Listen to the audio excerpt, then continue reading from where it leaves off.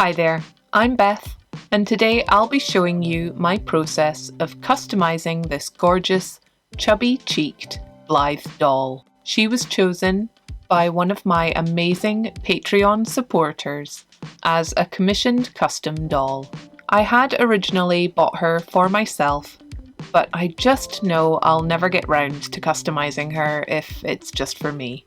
So I'm delighted to be able to make her special for my customer instead. As you can see, she has a different face from the usual Blythe dolls we see, with round chubby cheeks and a different mouth style too. She has lovely dark layered hair with a fringe and reminds me of Betty Page or Betty Boop.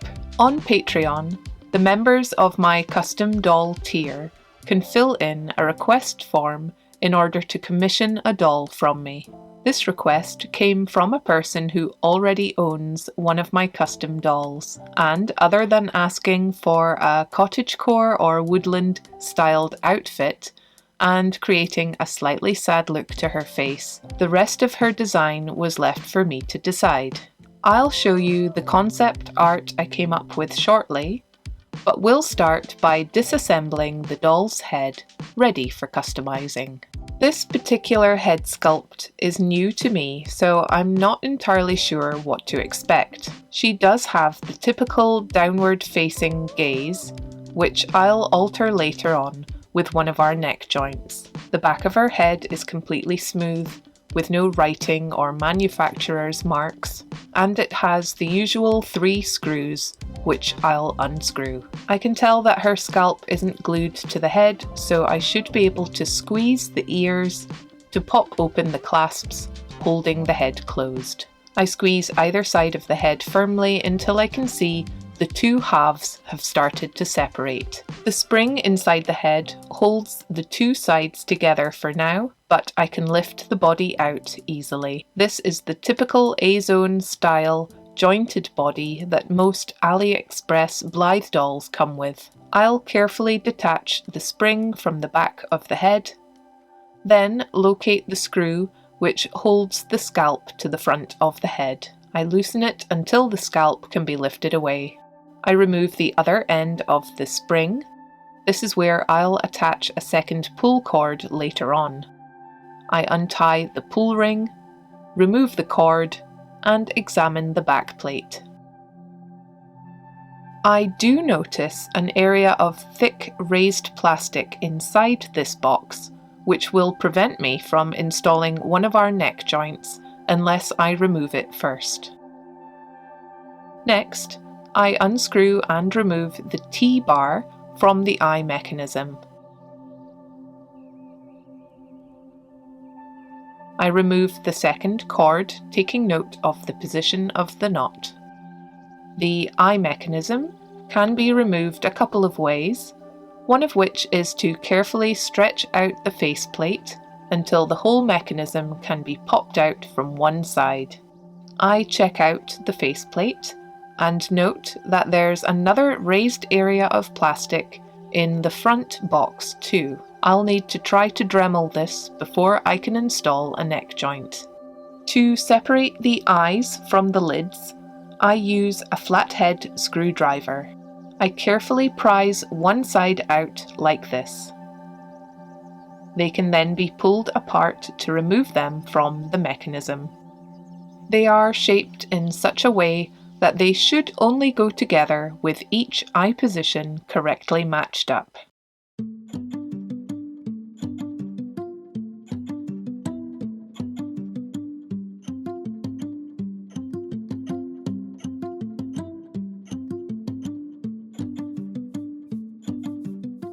The white piece of plastic here can be separated from the coloured eyelids, but I usually leave it attached. I'm going to soak both the eyelids and the eyeballs in hot water. This will help me remove the eyelashes and the eye chips.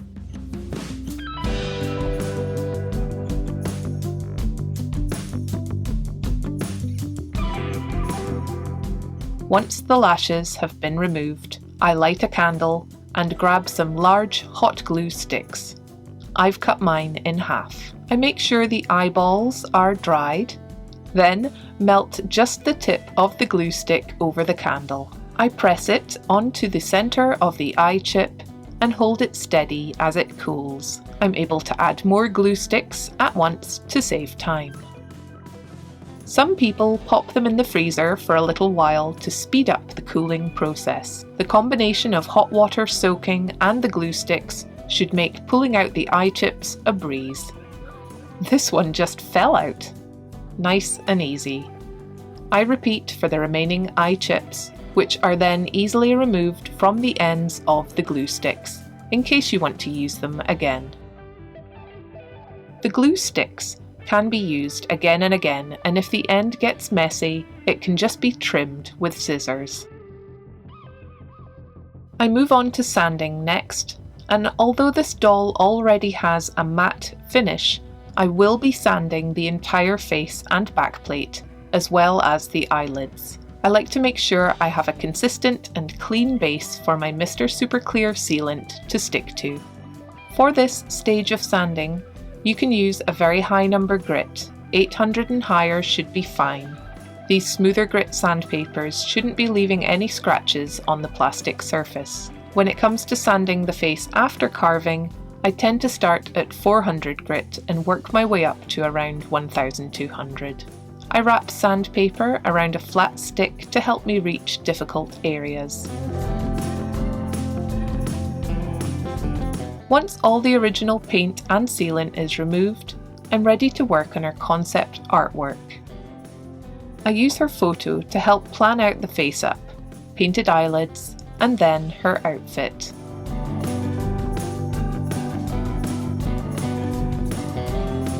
I sketch out some carving guidelines directly onto the face before adding definition to her nostrils with a hand drill. For this new-to-me face style, I wanted to retain some of her original features, so I tried to keep a light touch throughout. Using various hand tools and curved scalpel blades, I add more definition to the nose. Then I work on reshaping her mouth, trying to give her a slightly sad look. Something I haven't mentioned in a while is the importance of frequently checking the face for thin spots. Hold the faceplate up to a strong light and look out for very light areas where the plastic is thin. This will help you avoid creating unwanted holes in the face. While I continue refining the shape of the face, I want to give a big shout out to all of my supporters over on Patreon. Their support makes it possible for me to keep making my YouTube videos, despite the very minimal revenue here, and it allows me to make commissioned custom dolls regularly too. So, welcome to my newest member, Christina, and a big thank you to Janice, Ellen, Andrea, Colleen, Bronwyn, Molly, Rhonda, Jenny, Claire who makes things, Katie, Victoria, Doreen, SK, Susan, Claire H, the Barbie Witch, Missy, Tracy, Linda, Valerie, Mary, Tracy, My Stitchin' Dolliverse, Billy, Playful Cat Creations, Adalyn Poem, Angela, Rhiannon, Tammy, Jessica, Angela, Christine, Shan, Val, Nicole, Liz, Kiana, and Corinne. Once I was satisfied with the mouth and nose, I carefully expanded the upper eye holes to allow for the painted lids to move back and forth without catching and getting scraped. I also marked and carved out with a V-shaped carving tool some crease lines above the eyes.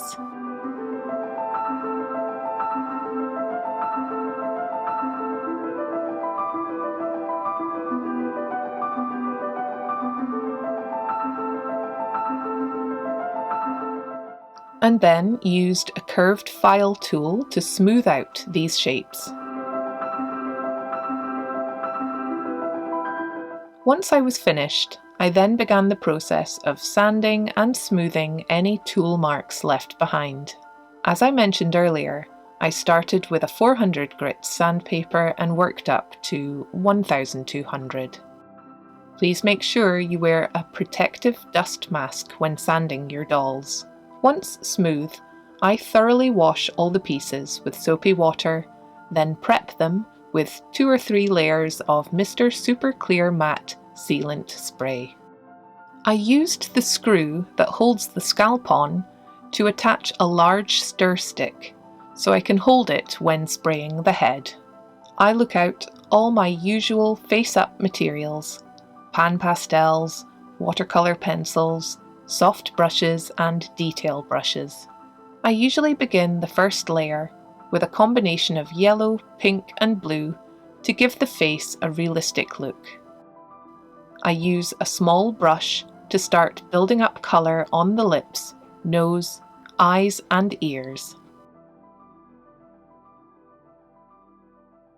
To complement her dark hair and cottagecore theme, I use this copper pastel colour for her upper eyes. Once I feel that I can't add any more pigment to the face, I add another layer of Mr. Super Clear and allow it to fully cure for at least 30 minutes. This saves my progress and resets the working surface, allowing me to build up deeper colour in layers. I use tiny detail Q-tips to add colour to the lips and other small areas. I also add a little colour to the under eye area of the eyelid mechanism.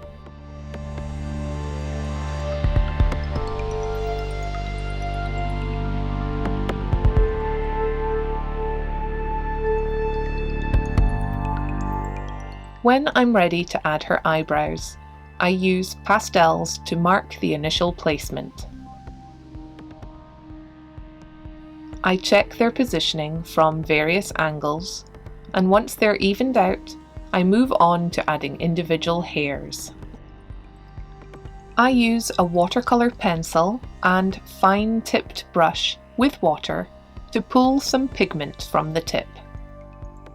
I mix it in my palette to the right consistency, then carefully brush on individual hairs.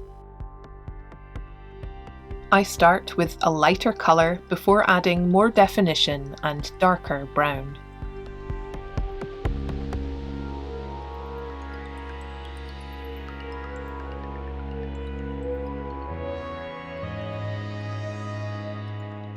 As a nod to her original face-up, I also painted in some lower lashes.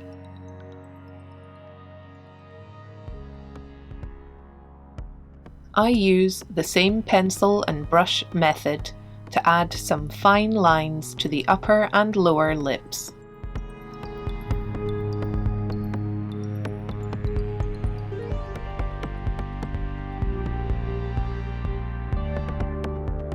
As a final touch of realism for her pale, clear skin, I use a blue-coloured watercolour pencil to very gently and carefully draw veins in areas of her face where they would be visible on a real face.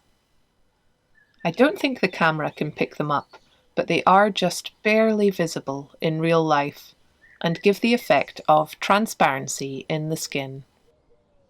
While I have my watercolour pencils and brushes out, I start sketching her backplate art. I've decided to add a little potion bottle to the leather pouch in her concept art, so include one here along with mushrooms and leaves. I build up the density of colour over several layers on the back plate too, sometimes using fine liner pens to add tiny details. I then move on to painting her eyelids, starting with several thin layers of dark brown acrylic paint.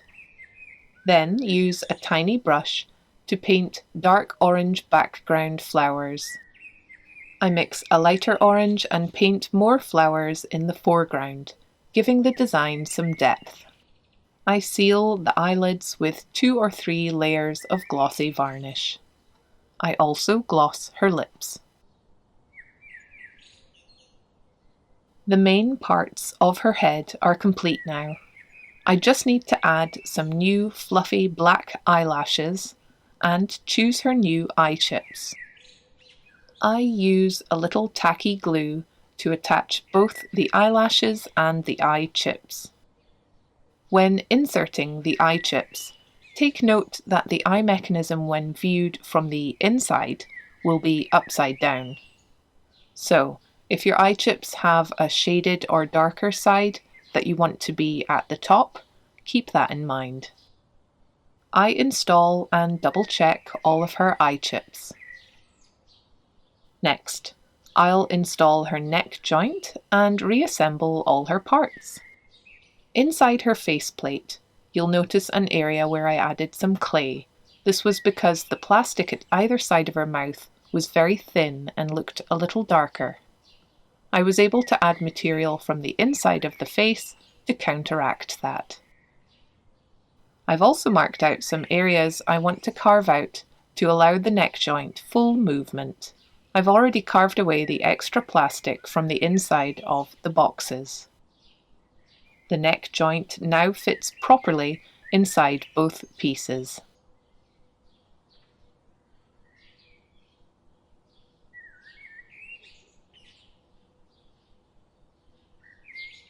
I've removed some excess material and I'm ready to reassemble her.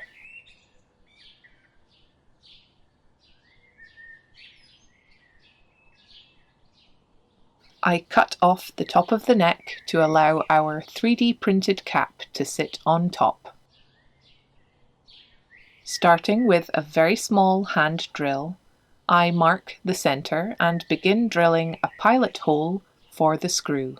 I'm careful to make sure it stays straight down the centre of the neck and work my way up to a larger drill bit, just slightly smaller than the screw.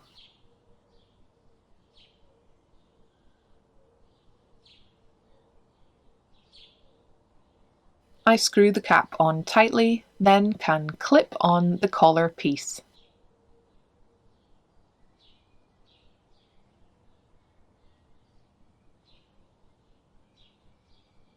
I reattach the scalp and will remember to reinstall the T-bar as well. I bought some dark green nylon cord for my customs, which I've already knotted at one end. The thinner one replaces the original cord and is strung from left to right.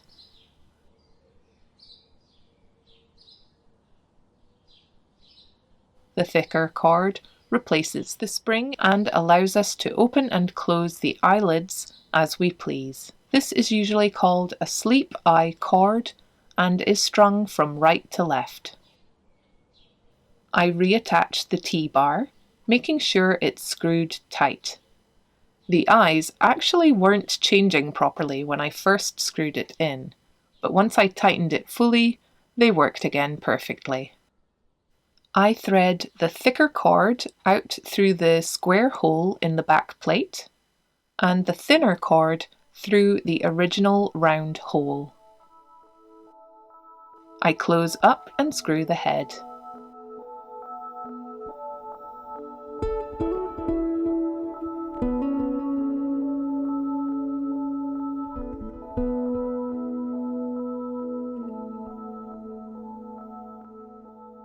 I double check the eye mechanism and remind you to hold the cords out and away from the back of the head when you change the eyes.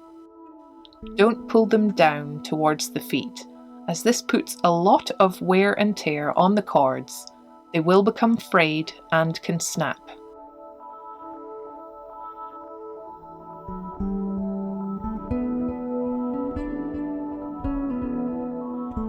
I will attach a new green pull ring and add some decorative beads as well.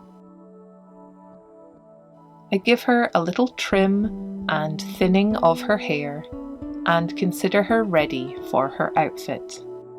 I started by choosing a peasant style blouse from this Simplicity sewing pattern for 11.5-inch doll clothes. I trace the templates, apply fray check, and cut them out ready for assembly. The short sleeves are gathered with elastic before being attached to the front and back pieces.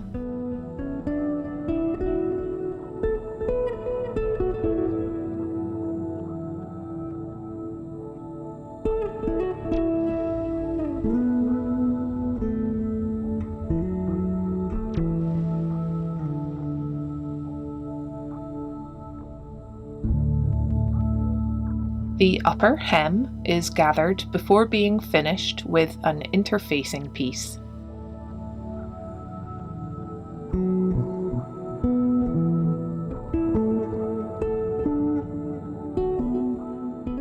I will alter the fit by adding 2 rows of gathering stitches around the waistline as well.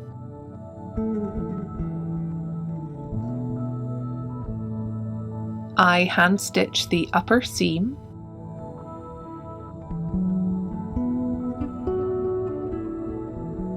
gather the waist and finish the lower hem.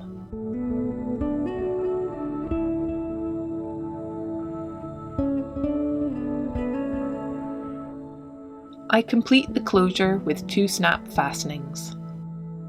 For tiny garments with heat erasable pen markings on them, it's often easier to use a heat gun or hairdryer to erase them rather than using an iron. I'm very happy with this cute off-shoulder blouse, and now we'll move on to creating her skirt. I measure and sketch out my skirt pattern. I cut out 3 full panels and a 4th which will be cut in half. I used 2 fabric strips to bind these cut edges. These will form the front centre of the skirt.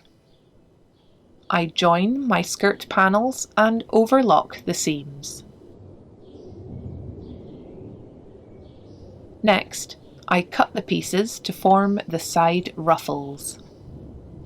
I've torn the fabric to give a natural looking frayed edge before cutting to size.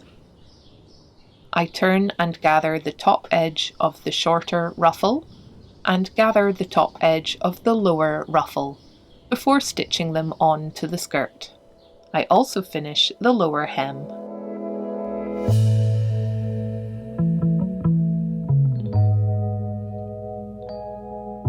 It's looking very pretty so far.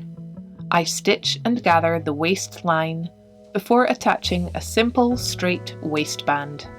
To finish the front of the skirt, I add 2 snap fastenings to the top, adding decorative buttons to the outside. The lower 3 buttons are stitched directly through both layers of the skirt, allowing it to keep its shape and still be easy to put on. With those main pieces done, I switch gears to do some leather working. I think she'll suit some little Mary Jane shoes under her skirts. I cut the templates from recycled leather and textured foam soles. I hand stitch the shoes and wet form them over my 3D printed shoe lasts, which are available from BethRamsden.com. I add tiny metal buckles to finish and will attach and sandpaper the soles before finishing them off with burnishing cream.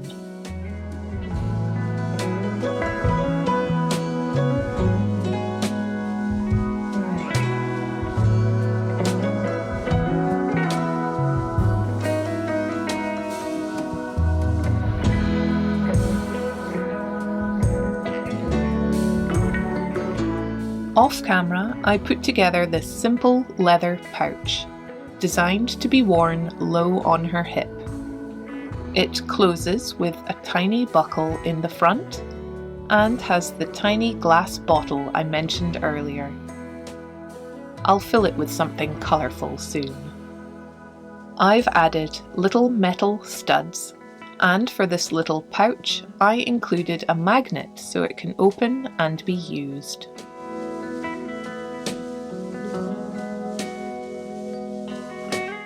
On the other side of the belt, I've attached a bunch of tiny keys.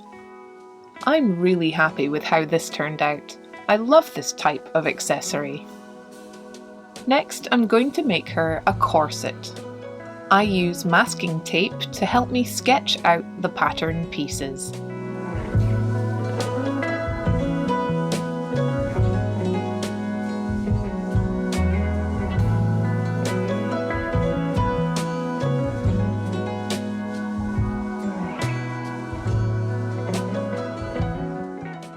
I don't add any seam allowance. Instead, I trace them directly onto leather and mark where I plan to punch holes, which I'll use to stitch the pieces together directly. I use embroidery thread to first stitch a decorative front closure. I then use the same thread to hand stitch the edges of each piece together with a decorative cross stitch.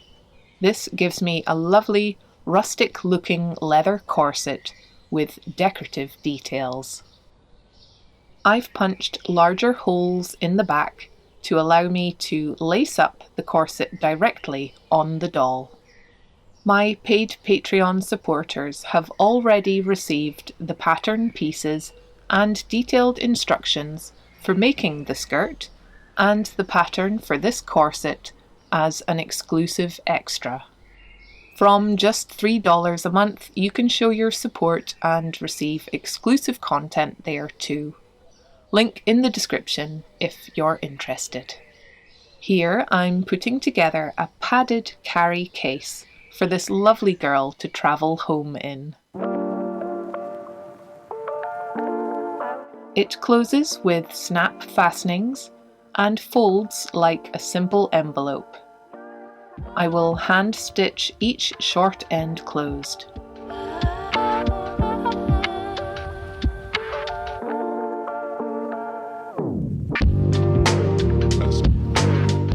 Now it's time for a few finishing touches and extras to travel home with her too.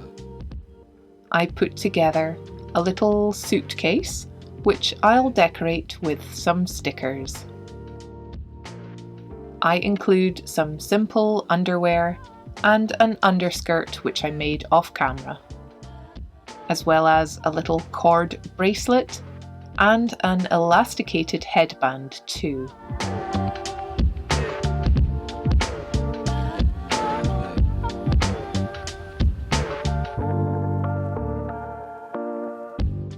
I've put together a matching green doll stand and include a little goodie bag gift from my Patreon member Brenda.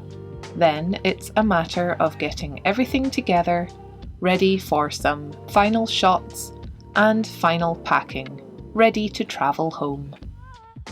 At the time I was making her, she didn't have a name, but now that she's arrived home, I'm told she's been given the name Astrid. Isn't that beautiful? I find it very fulfilling to be able to create these unique custom dolls for my lovely customers. It's always a delight to see things come together and to get feedback during the process from my customer and the other members of the custom doll tier. If you're interested in commissioning a custom doll of your own, please make sure you follow me over on Patreon and look out for updates there. I will be opening up the scope of my commissions soon to include requests from people who already have a doll that they want to send me for customization or want to choose a new one to put together. I do hope you all enjoyed seeing the process of this and all my other custom dolls as much as I enjoy sharing them. Please do leave me a comment below to let me know what you thought of Astrid, and if you enjoyed the video, then please leave a like and make sure you've subscribed too. Please take care of each other, and I'll see you again soon. Bye!